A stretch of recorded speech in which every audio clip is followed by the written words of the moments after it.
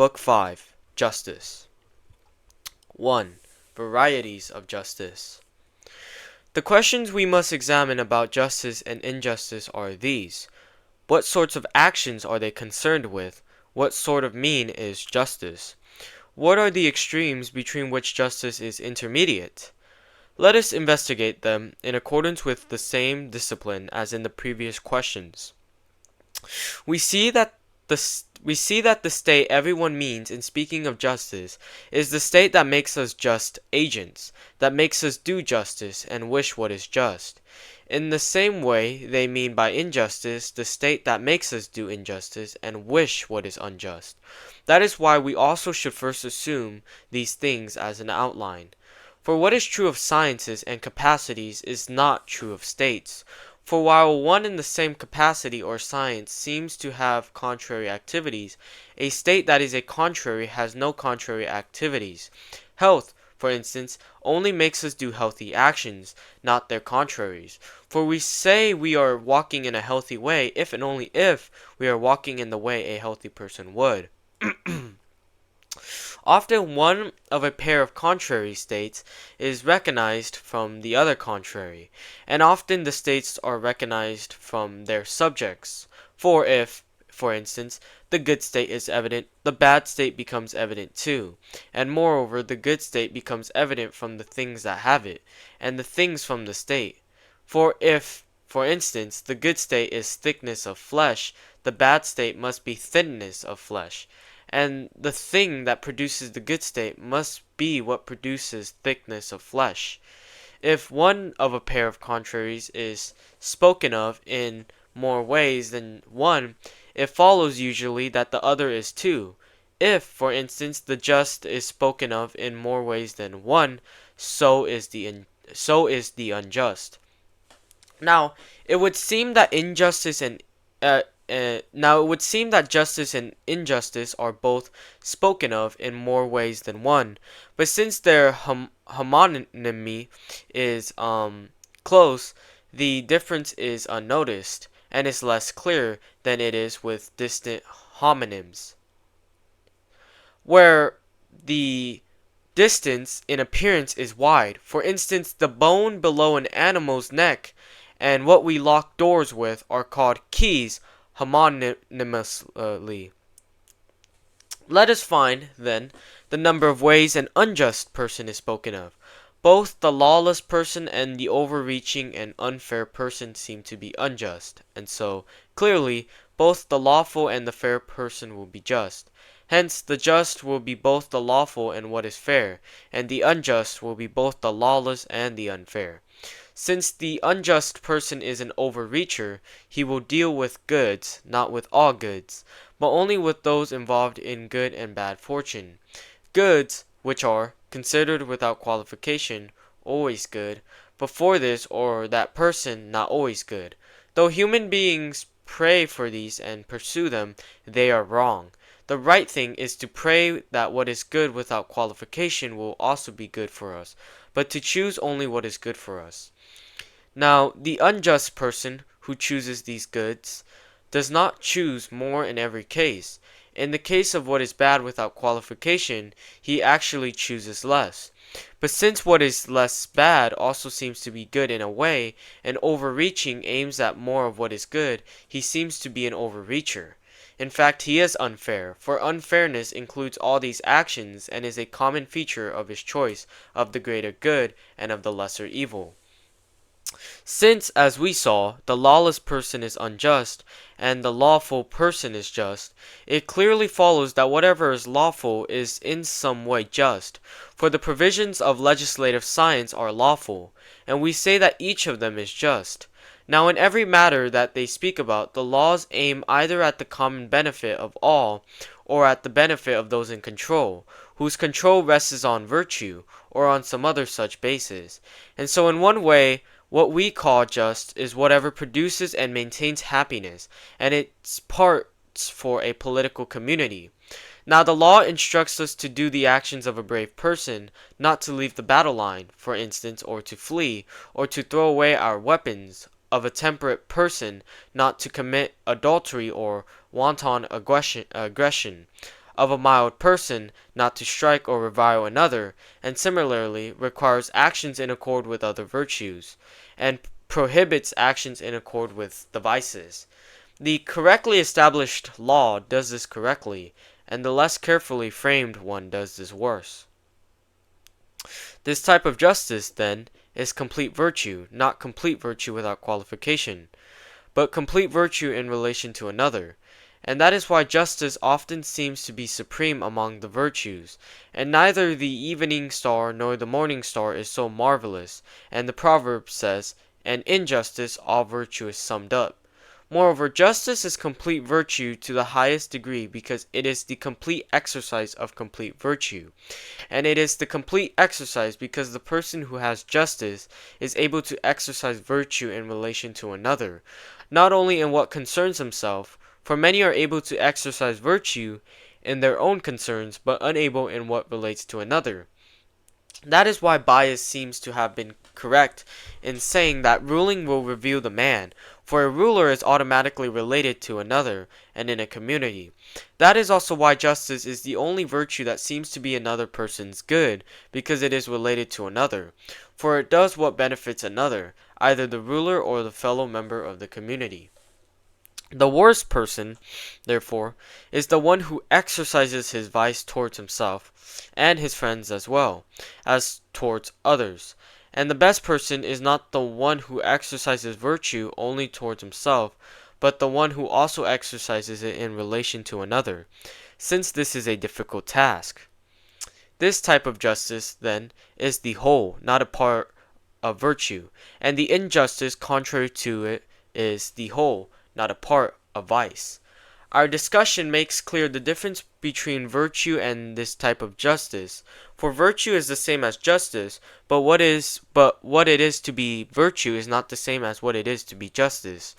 Rather, in the same respect that virtue is related to another, it is justice, and in the respect that it is a certain sort of state without qualification, it is virtue. 2. Special justice contrasted with general.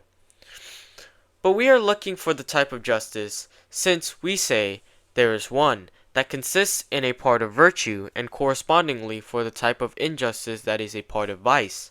A sign that there is this type of justice and injustice is this. If someone's activities accord with the other vices, if, for instance, cowardice made him throw away his shield, or irritability made him revile someone, or ungenerosity made him fail to help someone with money, what he does is unjust, but not overreaching. But when someone acts from overreaching, in many cases his action accords with none of these vices, certainly not all of them, but it still accords with some type of wickedness, since we blame him, and in particular, it accords with injustice. Hence, there is another type of injustice that is a part of the whole, and a way of being unjust that is a part of the whole that is contrary to law. Further, if one person commits adultery for profit and makes a profit, but another commits adultery because of his appetite and spends money on it to his own loss, the second seems intemperate rather than overreaching, but the first seems unjust, not intemperate. Clearly, then, this is because the first acts to make a profit. Further, we can refer every other unjust action to some vice, to intemperance if someone committed adultery, to cowardice if he deserted his comrade on the battle line, to anger if he struck someone. But if he made an unjust profit, we can refer it to no other vice except injustice. It is evident then that there is another type of injustice, special injustice, apart from injustice as a whole, and that it is synonymous with injustice as a whole, since the definition is in the same genus. For both have their area of competence in relation to another, but special injustice is concerned with honor or wealth or safety, or whatever single name will include all these, and aims at the pleasure that results from making a profit, whereas the concern of injustice as a whole is whatever concerns the excellent person.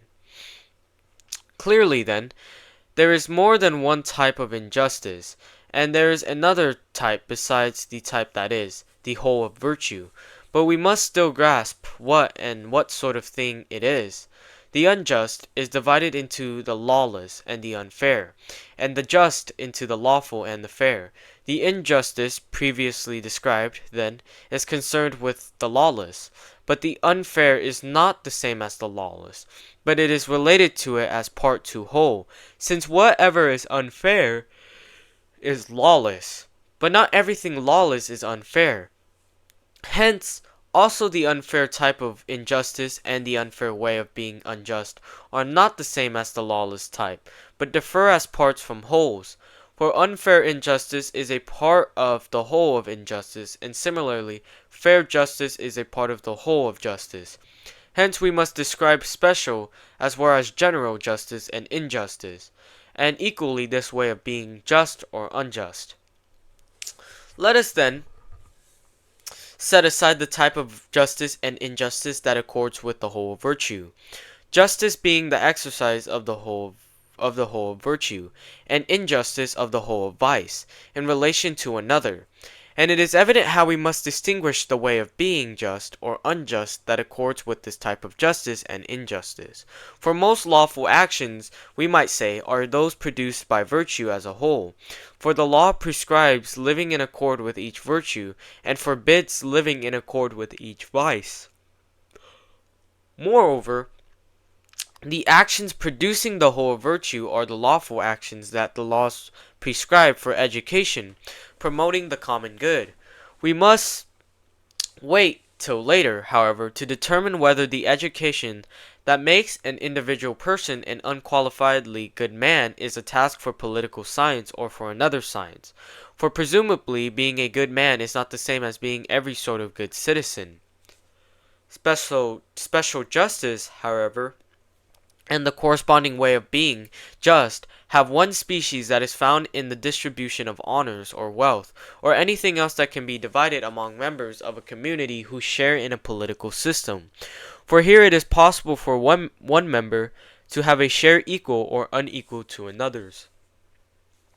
A second species concerns rectification in transactions. This secondary species has two parts, since one sort of transaction is voluntary and one involuntary. Voluntary transactions, for instance, selling, buying, lending, pledging, renting, depositing, hiring out, are so called because their principle is voluntary. Among involuntary transactions, some are secret, for instance, theft, adultery, poisoning, pimping, slave deception, murder by treachery, false witness, whereas others involve force, for instance, imprisonment, murder, plunder, mutilation, slander, insult. 3. Justice in distribution. Since the unjust person is unfair, and what is unjust is unfair, there is clearly an intermediate between the unfair extremes. This is the fair. For in any action where too much and too little are possible, the fair is also possible. And so, if the unjust is unfair, the just is fair, as seems true to everyone even without argument. And since the equal and fair is intermediate, the just is some sort of intermediate. Since the equal involves at least two things equal to each other, it follows that the just must be intermediate and equal and related to something. And for some people, in the respect that it is intermediate, it must be between too much and too little. In the respect that it is equal, it involves two things, and in the respect that it is just for some people.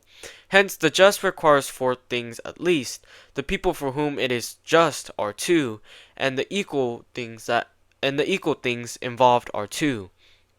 Equality for the people involved will be the same as for the things involved. Since, in a just arrangement, the relation between the people will be the same as the relation between the things involved. For if the people involved are not equal, they will not justly receive equal shares. Indeed, whenever equals receive unequal shares or unequals equal shares in a distribution, that is the source of quarrels and accusations. This is also clear from considering what accords with worth, for all agree that the just in distributions must accord with some sort of worth. But what they call worth is not the same. Supporters of democracy say it is free citizenship. Some supporters of oligarchy say it is wealth. Others, good birth, while supporters of aristocracy say it is virtue. Hence, the just, since it requires equal shares for equal people, is in some way proportionate. For proportion is special to number as a whole, not only to numbers consisting of abstract units, since it is equality of ratios and requires at least 4 terms. Now, divided proportion clearly requires 4 terms, but so does continuous proportion. Since here we use one term as 2 and mention it twice. If, for instance, line A is to line B as B is to C, B is mentioned twice, and so if B is introduced twice, the terms in the proportion will be 4. The just also requires at least 4 terms with the same ratio between the pairs. Since the people A and B and the items C and D involved are divided in the same way, term C then is to term D as A is to B, and taking them alternately, B is to D as A is to C. Hence there will also be the same relation of whole A and C to whole B and D. This is the relation in which the distribution pairs them, and it pairs them justly if this is how they are combined. Hence, the combination of term A and C and of B with D is the just in distribution, and this way of being just is intermediate, whereas the unjust is contrary to the proportionate, for the proportionate is intermediate and the just is proportionate. This is the sort of proportion that mathematicians call geometrical, since in geometrical proportion the relation of whole to whole is the same as the relation of each part to each part. But this proportion involved in justice is not continuous, since there is no single term for both the person and the item. The just, then, is the proportionate, and the unjust is the counter-proportionate. Hence, in an unjust action, one term becomes more and the other less. And this is indeed how it turns out in practice, since the one doing injustice has more of the good, and the victim has less. With an evil, the ratio is reversed, since the lesser evil, compared to the greater, counts as a good. For the lesser evil is more choice-worthy than the greater. What is choice-worthy is good, and what is more choice-worthy is a greater good. This, then, is the first species of the just. 4. Justice in rectification. The other species is rectificatory, found in transactions both voluntary and involuntary. This way of being just belongs to a different species from the first. For the just in distribution of common assets will always accord with the proportion mentioned above. For just distribution from common funds will also accord with the ratio to one another of different people's deposits. Similarly, the way of being unjust, that is opposed to this way of being just, is what is counter-proportionate. The just in transactions, by contrast, though it is a sort of equality, and the unjust is a sort of inequality, accords with numerical proportion, not with the geometrical proportion of the other species. For here it does not matter if a decent person has taken from a base person, or a base person from a decent person, or if a decent or a base person has committed adultery. Rather, the law looks only at differences in the harm inflicted, and treats the people involved as equals. If one does injustice while the other suffers it, and one has done the harm while the other has suffered it, and so the judge tries to restore this unjust situation to equality, since it is unequal. For not only when one steals from another, but also when one is wounded and the other wounds him, or one kills and the other is killed, the action and the suffering are unequally divided. with profit for the offender and loss for the victim, and the judge tries to restore the profit and loss to a position of equality by subtraction from the offender's profit. For in such cases, stating it without qualification, we speak of profit for the attacker who wounded his victim, for instance, even if that is not the proper word for some cases, and we speak of loss for the victim who suffers the wound. At any rate, when what was suffered has been measured, one part is called the victim's loss and the other the offender's profit. Hence the equal is intermediate between more and less. Profit and loss are more and less in contrary ways, since more good and less evil is profit, and the contrary is loss. The intermediate area between profit and loss, we have found, is the equal, which we say is just. Hence the just in rectification is the intermediate between loss and profit. That is why parties to a dispute resort to a judge, and an appeal to a judge is an appeal to the just. For the judge is intended to be a sort of living embodiment of the just.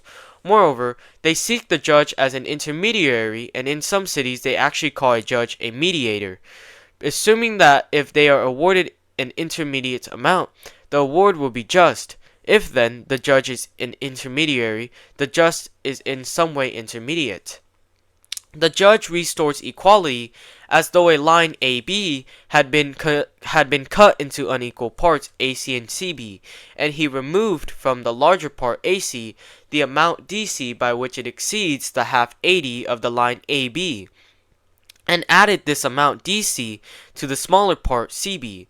And when the whole AB has been halved into AD and DB, then they say that each person has what is properly his own when he has got an equal share. The equal in this case is intermediate by numerical proportion between the larger AC and the smaller line CB. This is why it is called just, because it is a bisection.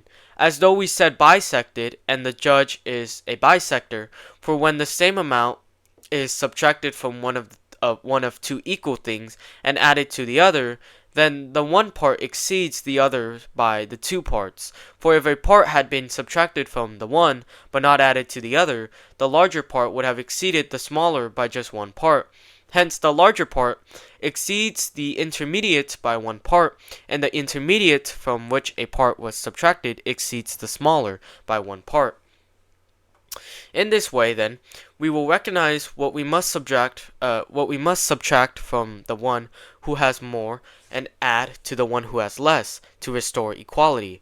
For to the one who has less we must add the amount by which the intermediate exceeds what he has, and from the greatest amount held by the one who has more we must subtract the amount by which it exceeds the intermediate. Let lines AA, BB, and CC be equal. Let AE be subtracted from AA and CD be added to CC, so that the whole line DCC will exceed the line EA by the parts CD and CF, where CF equals AE. It follows that DCC exceeds BB by CD. These names loss and profit are derived from voluntary exchange, for having more than one's own share is called making a profit, and having less than what one had at the beginning is called suffering a loss, in buying and selling, for instance, and in other transactions permitted by law.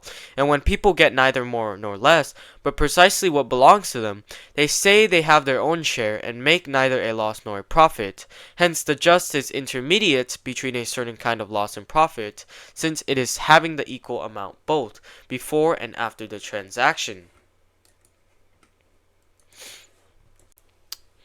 5. Justice in exchange. Some people, however, think reciprocity is also just without qualification.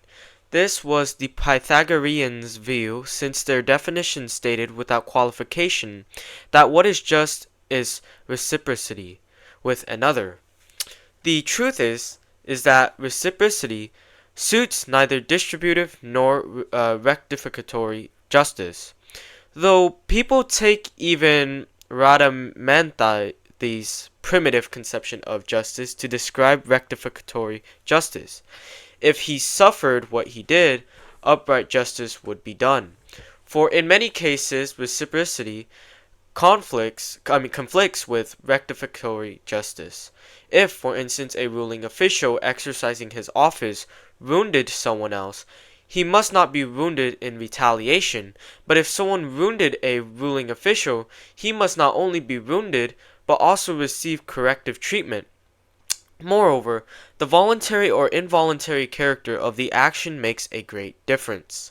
In communities for exchange, however, this way of being just, reciprocity, that is, proportionate rather than equal, holds people together. For a city is maintained by proportionate reciprocity. For people seek to return either evil for evil, since otherwise their condition seems to be slavery, or good for good, since otherwise there is no exchange, and they are maintained in a community by exchange. Indeed, that is why they make a temple of the graces prominent, so that there will be a return of benefits received, for this is what is special to grace. When someone has been gracious to us, we must do a service for him in return, and also ourselves take the lead in being gracious again. It is diagonal combination that produces proportionate exchange. Let A be a builder, B a shoemaker, C a house, D a shoe. The builder must receive the shoemaker's product from him, and give him the builder's own product in return. If then, first of all, proportionate equality is found, and next, reciprocity is also achieved, the proportionate return will be reached. Otherwise, it is not equal, and the exchange will not be maintained, since the product of one may well be superior to the product of the other. These products, then, must be equalized. This is true of the other crafts also, for they would have been destroyed unless the producer produced the same thing, of the same quantity and quality as the thing affected underwent. For no community for exchange is formed from two doctors. It is formed from a doctor and a farmer, and in general from people who are different and unequal and must be equalized. This is why all items for exchange must be comparable in some way. Currency came along to do exactly this, and in a way it becomes an intermediate, since it measures everything, and so measures excess and deficiency. For instance, how many shoes are equal to a house? Hence, as builder is to shoemaker, so must the number of shoes be to a house. For if this does not happen, there will be no exchange and no community. But proportionate equality will not be reached unless they are equal in some way. Everything then must be measured by some one measure, as we said before. In reality, this measure is need, which holds everything together, for if people needed nothing or needed things to different extents, there would be either no exchange or not the same exchange, and currency has become a sort of pledge of need. By convention, in fact it has its name, nomisma, because it is not by nature, but by the current law, nomos, and it is in our power to alter it and to make it useless. Reciprocity will be secured, then, when things are equalized, so that the shoemaker's product is to the farmer's as the farmer is to the shoemaker. However, they must be introduced into the figure of proportion, not when they have already exchanged and one extreme has both excesses, but when they still have their own. In that way they will be equals and members of a community, because this sort of equality can be produced in them. Let A be a farmer, C food, B a shoemaker, and D his product that has been equalized. If this sort of reciprocity were not possible, there would be no community. Now clearly, need holds a community together as a single unit, since people with no need of each other, both of them or either one, do not exchange, as they exchange whenever another requires what one has oneself, such as wine, when they allow the export of corn. This, then, must be equalized. If an item is not required at the moment, currency serves to guarantee us a future exchange, guaranteeing that the item will be there for us if we need it, for it must be there for us to take if we pay. Now the same thing happens to currency as other goods, and it does not always count for the same. Still, it tends to be more stable. Hence everything must have a price, for in that way there will always be exchange, and then there will be community. Currency, then, by making things commensurate as a measure does, equalizes them. For there will be no community without exchange, no exchange without equality, no equality without commensuration. And so, though things so different cannot become commensurate in reality, they can become commensurate enough in relation to our needs. Hence, there must be some single unit fixed as current by a stipulation.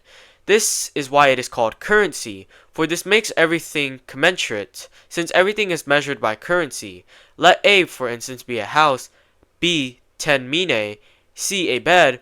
A is half of B if a house is worth 5 minae or equal to them, and C, the bed is a tenth of B. It is clear then how many beds are equal to one house. 5. This is clearly how exchange was before there was currency, for it does not matter whether a house is exchanged for 5 beds or for the currency for which 5 beds are exchanged. We have now said what it is that is unjust and just, and now we have defined them. It is clear that doing injustice is intermediate between doing injustice and suffering injustice, since doing injustice is having too much and suffering injustice is having too little. Justice is a mean, not as the other virtues are, but because it is about an intermediate condition, whereas injustice is about the extremes. Justice is the virtue in accord with which the just person is said to do what is just in accord with his decision, distributing good things and bad, both between himself and others and between others. He does not award too much of what is choice-worthy to himself and too little to his neighbor, and the reverse with what is harmful, but awards what is proportionately equal, and he does the same in distributing between others. Injustice is related in the same way to the unjust. What is unjust is disproportionate, excess in deficiency in what is beneficial or harmful. Hence, injustice is excess in deficiency because it is about excess and deficiency. The unjust person awards himself an excess of what is beneficial without qualification, and a deficiency of what is harmful, and speaking as a whole, he acts similarly in distributions between others, but deviates from proportion in either direction. In an unjust action, getting too little good is suffering injustice, and getting too much is doing injustice. So much then for the nature of justice and the nature of injustice, and similarly for just and unjust in general. 6. Political justice. Since it is possible to do injustice without thereby being unjust, what sort of injustice must someone do to be unjust by having one of the different types of injustice, by being a thief or adulterer or brigand, for instance? Perhaps it is not the type of action that makes the difference between merely doing injustice and being unjust, for someone might lie with a woman and know who she is, but the principle might be feelings rather than decision. In that case he is not unjust, though he does injustice, not a thief, for instance, though he stole, not an adulterer, though he committed adultery, and so on in the other cases.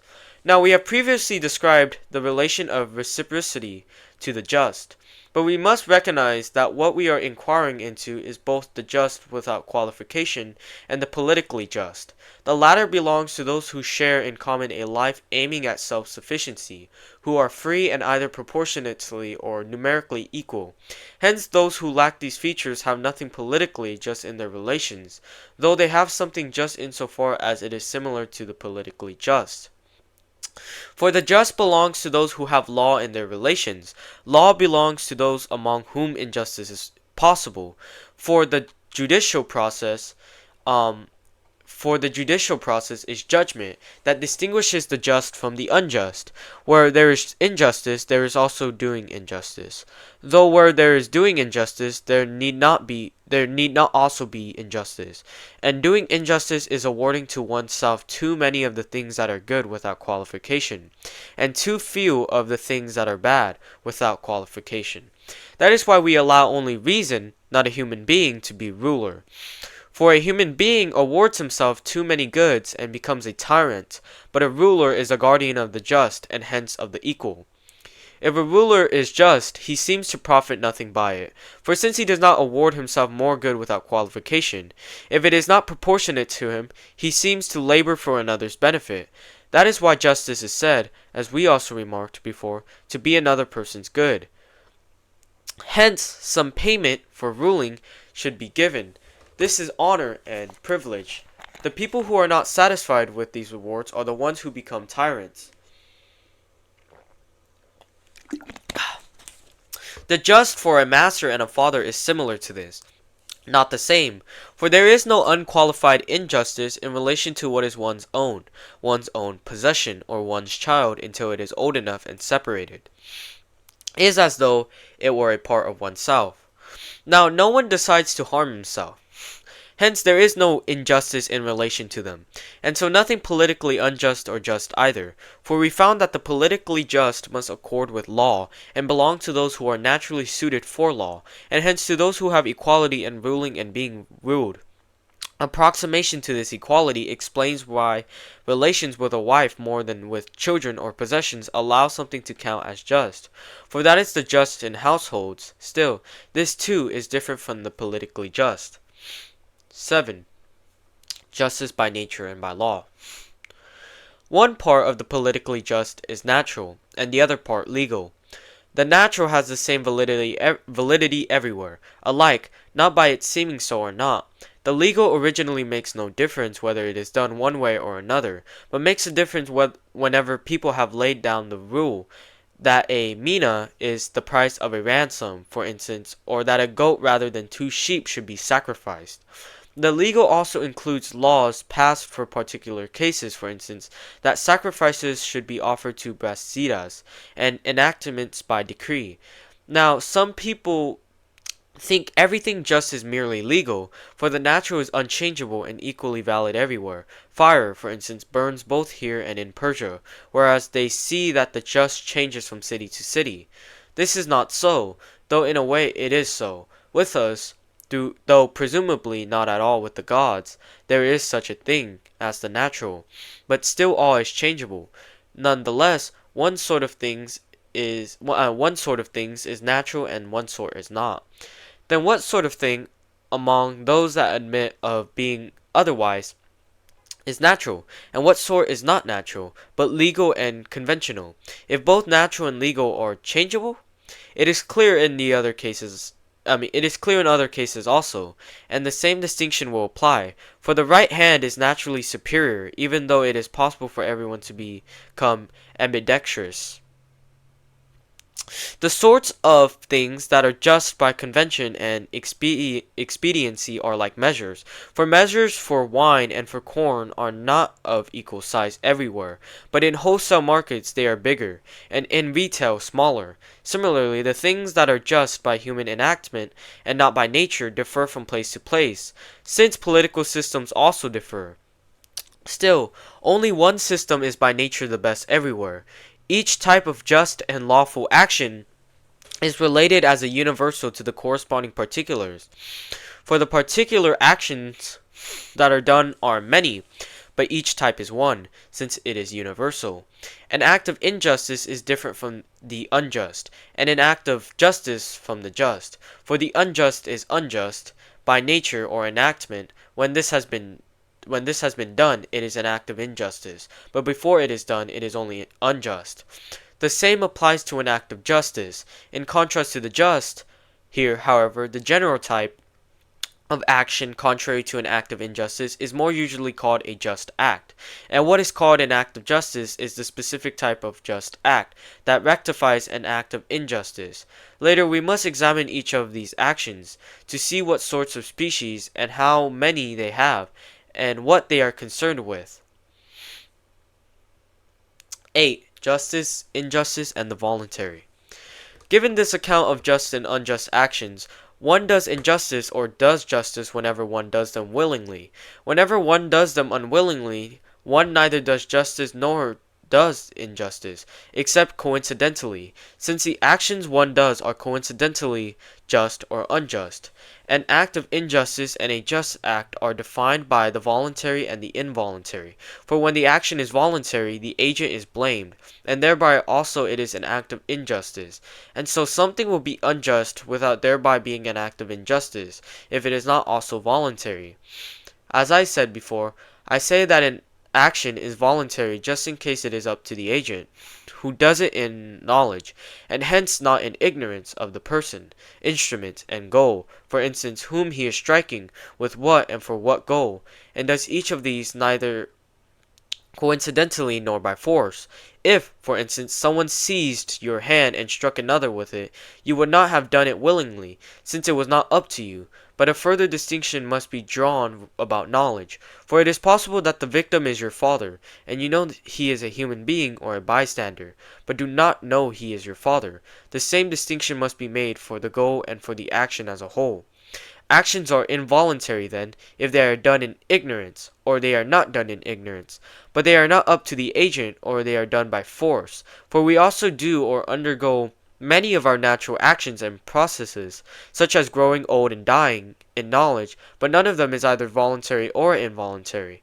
Both unjust and just actions may also be coincidental in the same way.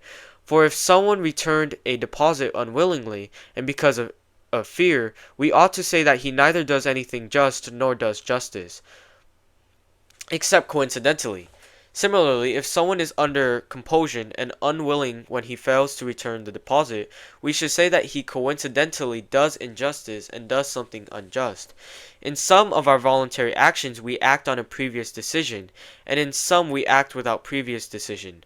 We act on a previous decision when we act on previous deliberation, and we act without previous decision when we act without previous deliberation. Among the three ways of inflicting harms in a community, actions done with ignorance are errors if someone does neither the action he supposed, nor to the person, nor with the instrument, nor for the result he supposed. For he thought, for instance, that he was not hitting this person, or not for this result, but coincidentally. The result that was achieved was not what he thought. For instance, he hit him to graze, not to wound. Or the victim or the instrument was not the one he thought. If, then, the infliction of harm violates reasonable expectation, the action is a misfortune. If it does not violate reasonable expectation, but it is done without vice, it is an error. For someone is in error if the principle of the cause is in him, and unfortunate when it is outside. If he does it in knowledge, but without previous deliberation, it is an act of injustice. This is true, for instance, of actions caused by spirit, and other feelings that are natural or necessary for human beings. For when someone inflicts these harms and commits these errors, he does injustice, and these are acts of injustice, but he is not thereby unjust or wicked, since it is not vice that causes him to inflict the harm. But whenever his decision is the cause, he is unjust and vicious. That is why it is right to judge that actions caused by spirit do not result from forethought, and hence do not result from decision, since the principle is not the agent who acted on spirit, but the person who provoked him to anger. Moreover, the dispute is not about whether the action caused by anger happened or not, but about whether it was just, since anger is a response to apparent injustice. For they do not dispute about whether it happened or not, as they do in commercial transactions, where one party or the other must be vicious, unless forgetfulness is the cause of the dispute. Rather, in cases of anger, they agree about the fact and dispute about which action was just. But in commercial transactions, the cheater who has plotted against his victim knows very well that what he is doing is unjust. Hence, in cases of anger, the agent thinks he is suffering injustice, while in transactions the cheater does not think so. If the cheater's decision causes him to inflict the harm, he does injustice. And this is the sort of act of injustice that makes an agent unjust, if it violates proportion or equality. In the same way, a person is just if his decision causes him to do justice. One merely does justice if one merely does it voluntarily. Some involuntary actions are to be pardoned, and some are not. For if someone's error is not only committed in ignorance, but also caused by ignorance, it is to be pardoned. But if, though committed in ignorance, it is caused not by ignorance, but by some feeling that is neither natural nor human, it is not to be pardoned. 9. Puzzles about justice and injustice. If we have adequately defined suffering injustice and doing injustice, some puzzles might be raised. First of all, are those bizarre words of Euripides correct, where he says, "I killed my mother, a short tale to tell"? Were both of you willing or both unwilling? Is it really possible to suffer injustice willingly, or is it always involuntary? As doing injustice is always voluntary, and is it always one way or the other, or is it sometimes voluntary and sometimes involuntary?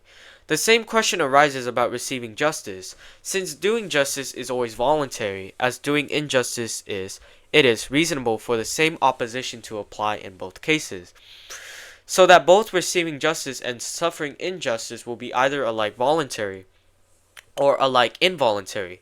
But it seems absurd in the case of receiving justice as well as in the case of suffering injustice, for it to be always voluntary, since some people receive justice but not willingly.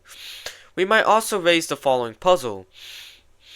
Does everyone who has received something unjust suffer injustice, or is it the same with receiving as it is with doing? For certainly it is possible, in the case both of doing and of receiving, to have a share in just things coincidentally, and clearly the same is true of unjust things, since doing something unjust is not the same as doing injustice, and suffering something unjust is not the same as suffering injustice. The same is true of doing justice and receiving it, for it is impossible to suffer injustice if no one does injustice, and impossible to receive justice if no one does justice. Now, if doing injustice is simply harming someone willingly, and doing something willingly is doing it with knowledge of the victim, the instrument, and the way, and the incontinent person harms himself willingly, he suffers injustice willingly. Hence, someone can do injustice to himself, and one of our puzzles was just this, whether someone can do injustice to himself. Further, someone's incontinence might cause him to be willingly harmed by another who is willing, so that it would be possible to suffer injustice willingly. Perhaps, however, our definition of doing injustice was incorrect, and we should add to harming with knowledge of the victim, the instrument, and the way, the further condition against the wish of the victim. If so, someone is harmed and suffers something unjust willingly, but no one suffers injustice willingly, for no one wishes it, not even the incontinent, but he acts against his wish, for no one wishes for what he does not think is excellent, and what the incontinent does is not what he thinks it is right, and hence excellent to do. And if someone gives away what is his own, as Homer says, Glaucus gave to Diomed gold for bronze, 100 cows worth for 9 cows worth, he does not suffer injustice, for it is up to him to give them, whereas suffering injustice is not up to him, but requires someone to do him injustice. Clearly then, suffering injustice is not voluntary. Two further questions that we decided to discuss still remain. If A distributes to B more than B deserves, is it A, the distributor, or B, who has more, who does injustice? And is it possible to do injustice to oneself? For if the first alternative is possible and A rather than B does injustice, it follows that if A knowingly and willingly distributes more to B than to himself, A does injustice to himself. And indeed, this is what a moderate person seems to do, for the decent person tends to take less than his share. Perhaps, however, it is not true without qualification that he takes less, for perhaps he overreaches for some other good, such as reputation, or the unqualifiedly fine. Moreover, our definition of doing injustice allows us to solve the puzzle, for since he suffers nothing against his own wish, he does not suffer injustice, at least not from his distribution, but at most is merely harmed. But it is evidently the distributor who does injustice, and the one who has more not always do it, for the one who does injustice is not the one who has an unjust share, but the one who willingly does what is unjust, that is to say, the one who has the principle of the action. This is the distributor, not the recipient. Besides, doing is spoken of in many ways, and in a way inanimate things or hands, or servants at someone else's order. Kill, the recipient, then, does not do injustice, but does something that is unjust. Further, if the distributor judged in ignorance, he does not do injustice in violation of what is legally just, and his judgment is not unjust in a way, though it is unjust. since what is legally just is different from what is primarily just. If, however, he judged unjustly and did it knowingly, he himself as well as the recipient is overreaching for gratitude or to exact a penalty. And so someone who has judged unjustly for these reasons has also got more. Exactly as though he got a share excuse me, exactly as though he got a share of the profits of the act of injustice, for he gave judgment about some land, for instance, on this condition, that he would share the profits, and what he got was not land but money. People think doing injustice is up to them. That is why they think that being just is also easy, but it is not. For lying with a neighbor's wife, wounding a neighbor, bribing, are all easy and up to us, but being in a certain state when we do them is not easy and not up to us. Similarly, people think it takes no wisdom to know the things that are just and unjust, because it is not difficult to comprehend what the laws speak of. But these are not the things that are just, except coincidentally. Knowing how actions must be done and how distributions must be made, if they are to be just, takes more work than it takes to know about healthy things. And even in the case of healthy things, knowing about honey, wine, hellebore, burning and cutting is easy, but knowing how these must be distributed to produce health, and to whom and when, takes all the work that it takes to be a doctor. For the same reason, they think doing injustice is no less proper to the just than to the unjust person. Because the just person is no less, and even more, able to do each of the actions. For he is able to lie with a woman and to wound someone, and the brave person, similarly, is able to throw away his shield and to turn and run this way or that. But doing acts of cowardice or injustice is not doing these actions, except coincidentally. It is being in a certain state when one does them. Similarly, practicing medicine or healing is not cutting or not cutting, giving drugs or not giving them, but doing all these things in a certain way. Just things belong to those who have a share in things that, considered without qualification, are good, who can have an excess or a deficiency of them. Some, as presumably the gods, can have no excess of them. Others, the incurably evil, benefit from none of them, but are harmed by them all. Others again benefit from these goods up to a point, and this is why the just is something human. 10. Decency. The next task is to discuss how decency is related to justice and how the decent is related to the just. For on examination they appear as neither the same without qualification nor as states of different kinds. Sometimes we praise what is decent and the decent person, so that even when we praise someone for other things we transfer the term decent and use it instead of good, making it clear that what is more decent is better. Sometimes, however, when we reason about the matter, it appears absurd for what is decent to be something apart from what is just, and still praiseworthy. For apparently either what is just is not excellent, or what is decent is not excellent. If it is something other than what is just, or else, if they are both excellent, they are the same. These, then, are roughly the claims that raise the puzzle about the decent, but they are all correct in a way, and none is contrary to any other. For the decent is better than one way of being just, but it is still just, and not better than the just by being a different kind of thing. Hence the same thing is just and decent, while both are excellent. What is decent is superior. The puzzle arises because the decent is just, but is not the legally just, but a rectification of it. This is because all law is universal, but in some areas no universal rule can be correct. And so where a universal rule has to be made, but cannot be correct, the law chooses the universal rule that is usually correct, well aware of the error being made, and the law is no less correct on this account. For the source of the error is not the law or the legislator, but the nature of the object itself, since that is what the subject matter of actions is bound to be like. Whenever, therefore, the law makes a universal rule, but in this particular case what happens violates the intended scope of the universal rule, on this point the legislator falls short and has made an error by making an unqualified rule, then it is correct to rectify the deficiency.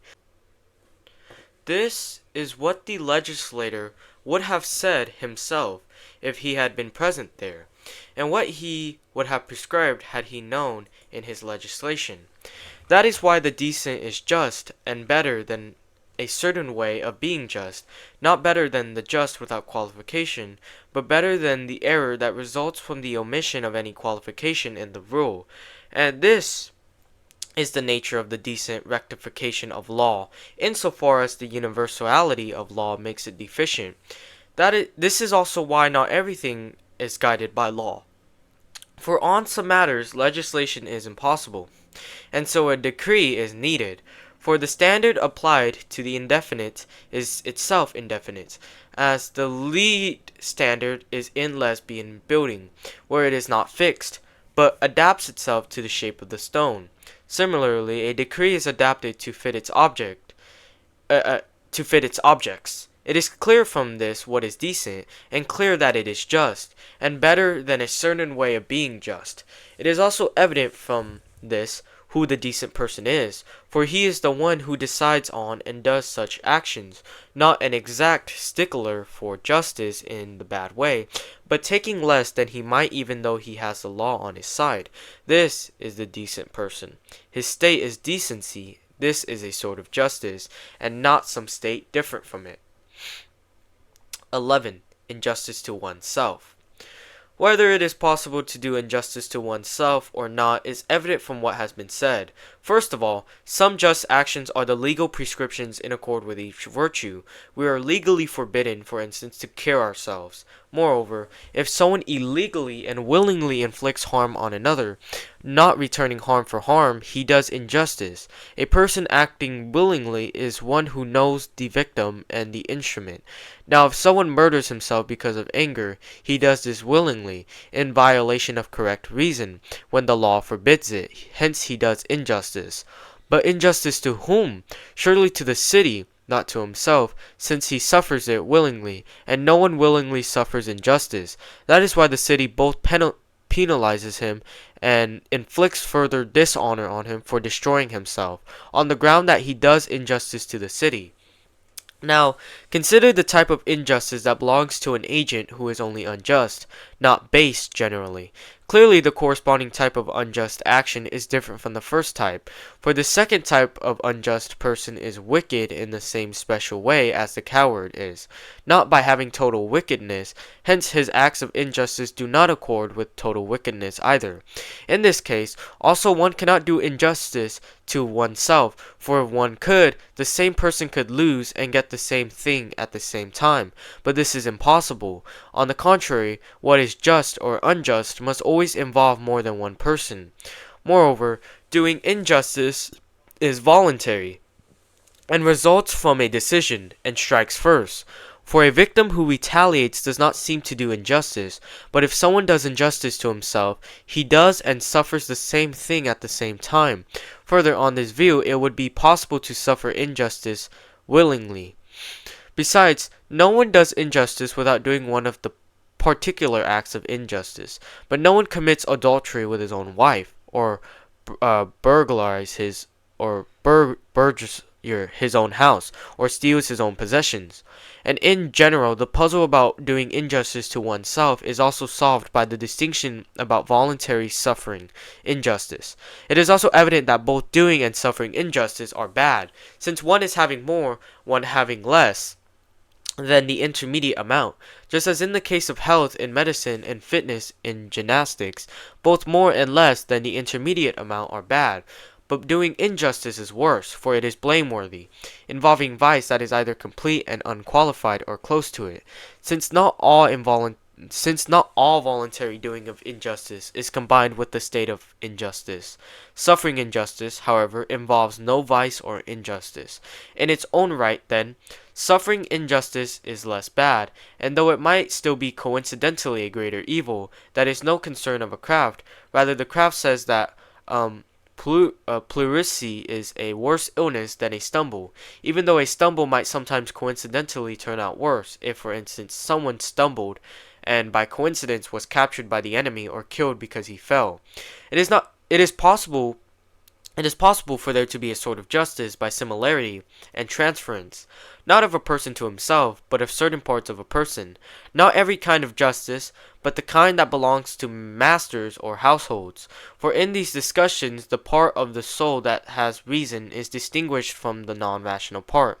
People look at these, and it seems to them that there is injustice to oneself, because in these parts it is possible to suffer something against one's own desires.